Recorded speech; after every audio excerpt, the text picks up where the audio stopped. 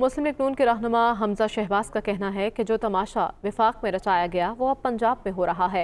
इमरान खान ने जो खिलवाड़ किया वो चौधरी परवेज इलाही भी इसके नक्शे कदम पर चल पड़े।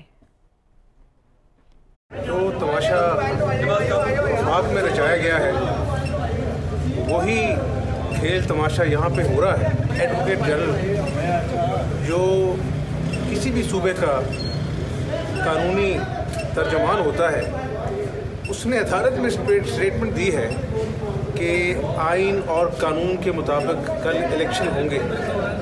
और जब कहा गया आज़म नज़ीर तारड़ साहब की तरफ से कि जी हमें खदशा है कि हमारे कुछ मेंबरान को मुअत्तल किया जाएगा, उस पर उन्होंने कहा कि ये बिल्कुल गलत बात है, ऐसा कोई इकदाम पंजाब हुकूमत करने नहीं जा रही है। एडवोकेट जनरल ने कहा कौम ये तमाशा देख रही है कि पाकिस्तान का सबसे बड़ा सूबा है, क्या इमरान नियाज़ी ने जो खिलवाड़ किया आइन से वो कम था कि परवेज़ इलाही साहब भी उसी के नक्शे कदम पे चल पड़े हैं।